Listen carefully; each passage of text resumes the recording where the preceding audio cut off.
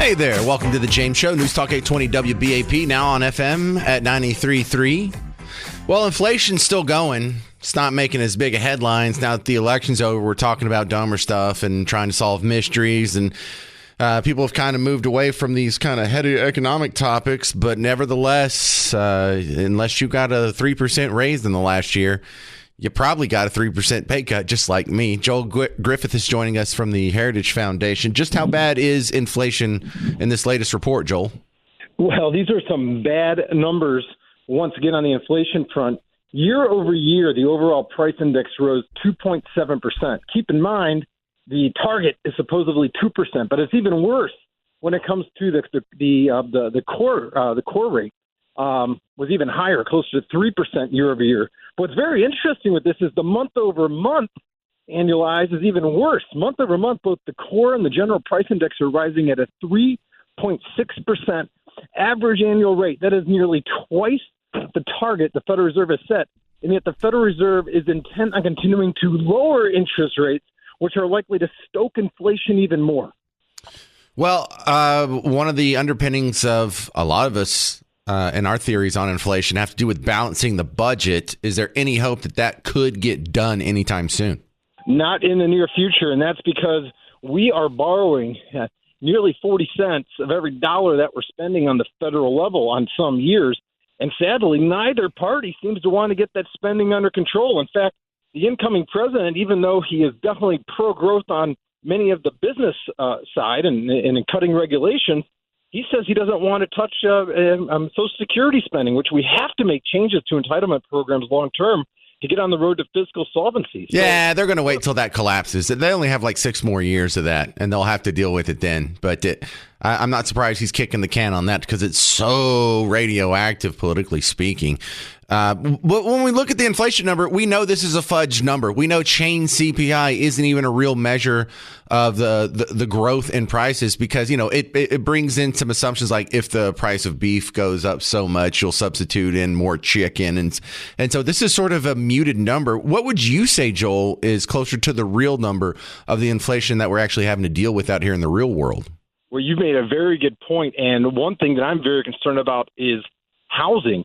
The inflation number, when it factors in inflation for housing, basically just assumes that everybody is renting an owner-occupied residence. Well, I guarantee you probably about 2/3 of your listeners own their own home. And if you're looking to buy a home today, the all-in mortgage payment, insurance costs, property taxes on a standard home today are $23,000 more each year than they were about 4 years ago. Think about that for a second. So you're exactly right.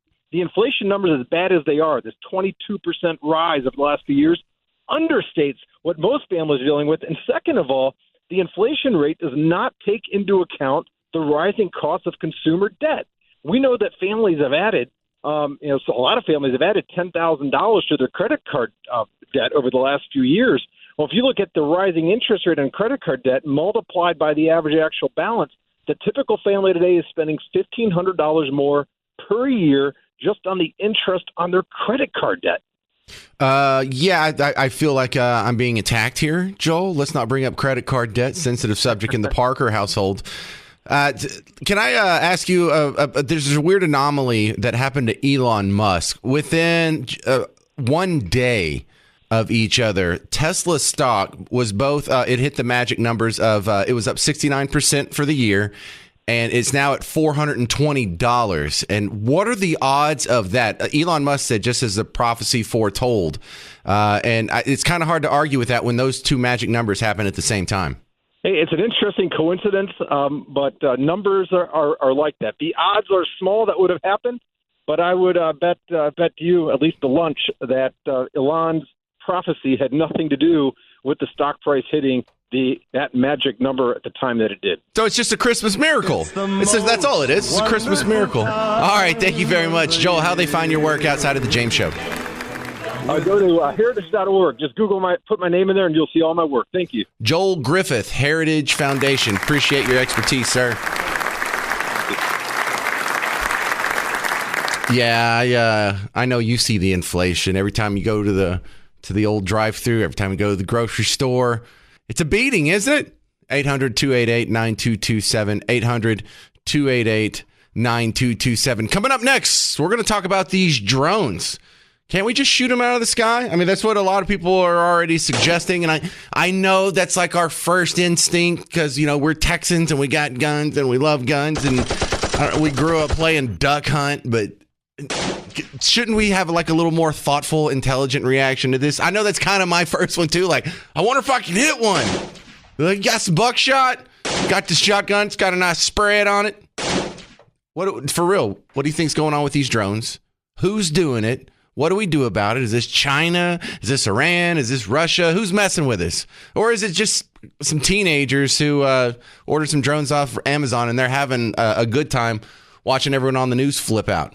All right, back to the news here. Have you seen this on when you're scrolling through your phone or on TV yet? These weird drones that keep popping up on the Eastern Seaboard, New Jersey-ish area, because they show up and that happens, irregularly. Someone has some cell phone video, some weird lights in the sky, but these are drones and there's a swarm of them and they do weird things. Like if you're on a boat that's off the shore, they followed around some of these people that are riding in their boats at night, and it's freaking people out. And we don't know where they come from.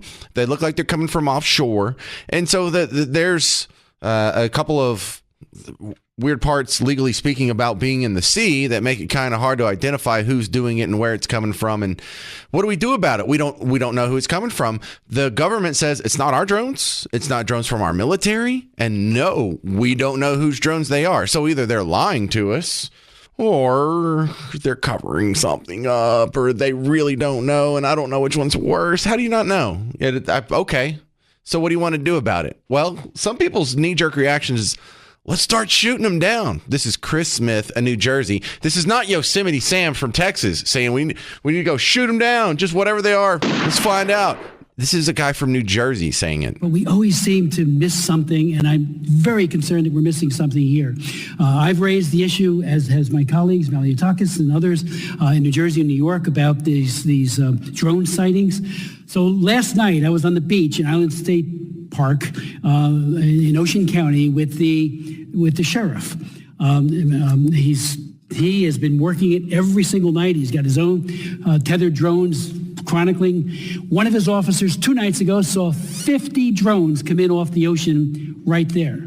So we thought maybe they'll replicate it. They didn't, but we thought it was a possibility.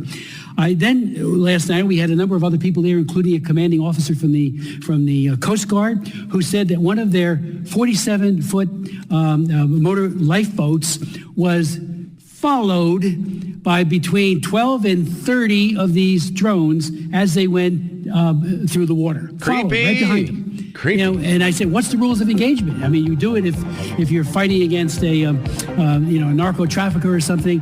And they said, we don't know. We don't have any. So I did reach out to the commanding officer at the Joint Base, which is also in my district, and talked to him. Had a very good conversation. Colonel Anthony Smith, Joint Base Fort Dix McGuire in the 87th Air Wing, Air Base Wing. Here, I'll summarize here. Too long, didn't read. He wants to shoot them down. We don't know who they are, where they're coming from, so let's shoot a couple of them down so we can find out whose they are and where they're coming from. No. Shouldn't we at least wait till they do something bad first? They haven't hurt anybody. They haven't bothered anybody. Following someone around from, 300 feet in the air is not a crime, I don't think. Michelle in Grapevine, you're on WBAP. What do you think about these drones? I definitely think these drones are from our own military. They're in that military corridor, and they're lying to us. They know what they are, and if they are a foreign source, they know that too. So we're just being lied to about it. And I know one thing, if I've got a drone flying over me and I feel threatened by it, I'm popping it down. You got a shotgun? Is that what you would use? Do you already have a preferred drone gun? I have an array of weapons, just depending on the distance. Oh, now how accurate are you? I would have to use a shotgun. There's no way, even with all the duck hunt that we played growing up, I'm a terrible shot considering where I'm from. You must not be from Texas. Well, I am from Texas, and I'm from a horse ranch in Texas. I used to go out in my backyard and shoot all the time. I don't know. My mom's a better shot than me still, so I can't brag too much about my prowess. But there's no way you could shoot a gun with like a 22 from like thousands of yards away. Shotgun, maybe. Sniper rifle, maybe. Listen how confident you are, Michelle. Pretty confident. Oh, I like that. Well, has it been your observation that women are better shots than men? No, not at all. Really? Okay. So I think they're great shots. All right. Well, I've just noticed that, especially under those who have not been through the military, just naturally speaking, women are better shots. But can we do that? Can you just start shooting down drones? I don't think you can. That's somebody's private property. It's like they're about to start with these Uber Eats robots to deliver here in downtown Dallas, and these little boxy things that are on 6 wheels. They're going to be going autonomously through traffic and through the sidewalk, and they go about 5 miles an hour. Are people going to start shooting those? You can't just destroy people's property, especially if you don't know whose it is, especially if it's not over your property. And if it is over your property, what's the ceiling between where you can shoot it or not? Because you can't shoot airplanes that go directly over your property. You can't just shoot stuff. I know it's fun. I know that's my natural instinct too, is just shoot it, but we have to suppress that, or do we? 800-288-9227. And I think Michelle's right. There's no way these people don't know. They have satellite imagery everywhere. They've had, eyes on everything, especially over the ocean. They got radar. They got boats. They know. They just don't want to tell us. And I guess they didn't want to tell Chris Smith, the Republican congressman from New Jersey, either. Your theories, 800-288-9227, 800-288-9227. AC/DC is coming to AT&T Stadium April 14th. Special guest Pretty Reckless. For more information, you can go to livenation.com, but it's one of our contests we have going on right now. If you want to try and win a pair of tickets, text POWER, the word POWER, to 800-288-9227. POWER to 800-288-9227. I'm James Parker. It's The James Show. News Talk 820 WBAP, now on FM at 93.3. So they are voting right now in Congress on a Senate amendment to occur within H.R. 5009. Look, it's the defense spending bill. I'm sorry. Let me introduce myself. I'm James Parker. It's The James Show, WBAP, just in case there's new people. But the important part of this amendment is it would include a ban on transgender care for minors. And I was just watching the time remaining countdown on it, and it looks like it passed 264 to 141, which is weird because that still leaves 26 people who didn't vote. Now, sometimes, there's people who are absent, or maybe they got the runs, or they had a doctor's appointment, or had to go to a funeral or something like that. So it's not that crazy to have missing votes. I mean, usually you don't have 26 missed votes, but 17 Republicans voted against this. 195 voted for it. 69 Democrats voted for it. Nice. And 124 voted against it. So it passes 264 to 141. Now, that doesn't mean it's a done deal. It's just interesting to see if we can get that step in the right direction. Then again, I don't know what the rest of the bill looks like. What if some of this defense spending bill is going to send more money to Ukraine, and more money to Israel, and more money to Taiwan, and more money to NVIDIA, or more money to Africa, or more money to Syria? I need help breaking this down. Bob Dees is joining me. He knows a little something about these things. He's just a retired major general from the military. No big deal. Welcome, Bob Dees. Breaking news on the defense spending bill. Do you know any more about the particulars of that bill? I know that's unfair to ask you on the spot like that, but welcome to the show. Yeah, you bet, James. Good to be with you. I hate to plead ignorance here, but I'm not read into the current NDAA proposals. I certainly would agree with that transgender ban and some of the other wokeness that's in the military. So I'm hopeful that the NDAA can continue, because our nation needs robust and continuous funding of the military. It's very expensive to play on again, off again with the budgets for the military and weapons procurement and so forth. I hear you. That's about all I'd offer right now, James. Yeah, I'll be looking into that, and I'll have a report for you tomorrow, Bob. Yeah, cool. With the topics that we were planning on discussing, Syrian rebels knocked off Assad in Damascus. Do you see things getting better or worse in the Middle East after this? Yeah, I see things getting better. I think, it's a dangerous neighborhood, and Syria was one of the biggest thugs.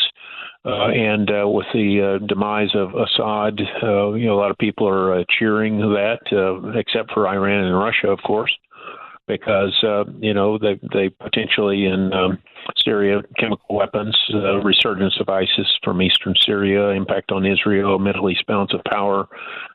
Syria had become a narco state, basically, that had really impacted a lot of the countries in their region with drug traffic. So you name it, there were a lot of negatives. And yes, it's going to be uncertain. There's going to be a lot of good intelligence work that needs to be had to make sure we don't get surprised by ISIS or others. But it's a net gain, I believe, for Israel and for the United States in the Middle East. Who is in charge now? Well, it's a good question. The HTS is the group that has taken over primarily, but it's hard to know who's in charge because every day there's a slightly different report. It appears that they are tightening up on Sharia law and that they've recently, the last 2 days, have said they're going to prosecute for war crimes. So some of the previous regime, they're going to be headhunting for those folks and some of the things that they have done against the Syrian people.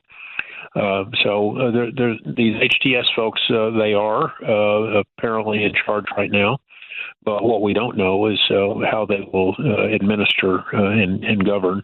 That's a different thing. Boy, it could be. Yeah, I don't think they'll be as radical, though, or as dictatorial as Assad was.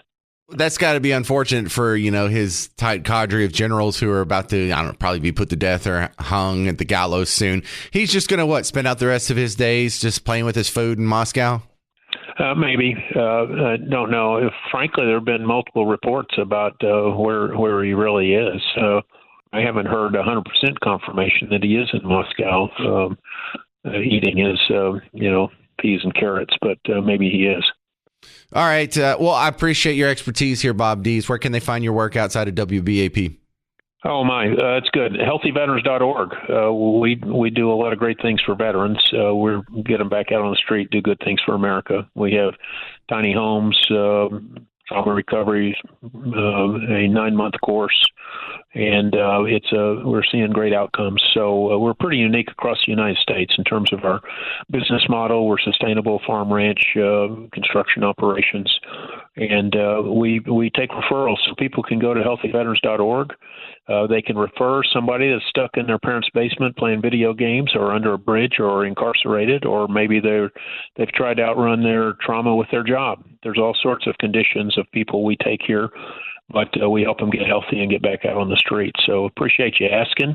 We also had a pretty significant barn fire, total loss, and so we need a little end-of-year help on recovery operations as well. So if people go to that website, we'd sure appreciate any way Texans can help us. We've got a couple of Texas boys at the National Center for Healthy Veterans right now, and so help us help them if you would. Healthyveterans.org. Thank you very much, Bob Dees.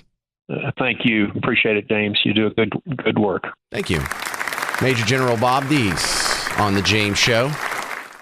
All right, a couple of stories that these aren't going to be big topics that we're going to talk about for hours on end. Just a couple of little thumbtacks I want to press into your mind here with the two quick stories. Number one is I'm looking forward to seeing these robots. They're doing robot deliveries now, and it looks like a trash can that got dumped over on its side, and they put 6 wheels from your kid's erector set on it.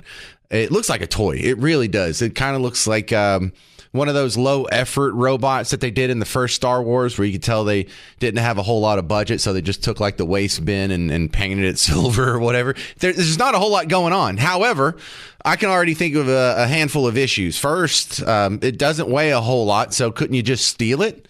Are people going to do that? Are these things going to get in wrecks in the road? Because it has to cross the street at some point. It can't just circle the block, right? Well, what happens when you're driving down the road and a car runs into one of those? Is that going to be a big problem for Domino's until we can adjust to it? Is there going to be a adjustment period and we get used to it and we stop hitting them? Are people going to steal from them? And you think, well, all they got to do is make it lockable. Well, are we going to have problems locking it and unlocking it? Are people going to be able to pick the locks? Are they going to be able to do the things that they do for the key fobs on the Kia cars where they can just hit a button and it opens up? And so there's another issue there. And then I'm just also thinking, if it can take, some sesame chicken from point A to point B, why not other things? Does this change that there's a whole sort of industry for couriers that have to serve you with like legal documents and whatnot? But also, could you put a dog in there? Yeah, I need to take my dog to get groomed, or take my dog to the kennel, or take my dog to the dog sitter. Could you stick a dog in there and say, all right, I need you to go all the way to my friend's house in Lower Greenville, and he makes it? What about a baby? Could you stick a baby in there when it's time to go to daycare? Can you just put Junior in there with the Bucky blanket, slap him on his butt, and close the drawer, and just, I don't know, you probably just drop a pin on your phone, and the little robot will go there. Could you do that? Could you put a baby in these things?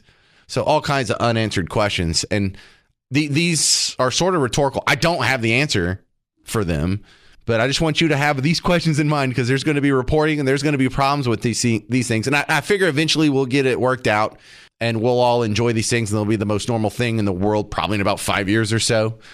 But I also foresee some growing pains. The other big story that this isn't like real sexy to talk about or sensational, because we're talking about two big corporations, but Albertsons and Kroger have been trying to merge for a while, and a court blocked it. And I almost never like when the court blocks a merger. It betrays quite a bit of economic ignorance, because I had a guy that just he's a regular guy that usually makes good comments, but Smacky over here on YouTube says monopolies don't make a damn thing cheap. Well, we weren't about to be faced with a monopoly if Kroger and Albertsons merged. Neither one of them are the top grocer. The top grocer these days is Walmart. And so maybe this is what we need so Albertsons and Kroger can stay alive and compete with Walmart. If they don't merge, the likelihood is it's probably more likely that they'll go out of business while trying to compete with the likes of a Walmart. But there's also, the Tom Thumbs of the world. There's also the Winn-Dixies of the world. There's also HEB, or out in Bug Tussle where I'm from, the dominant grocery store chain is Brookshire's. Florida and the Gulf Coast has their Publix.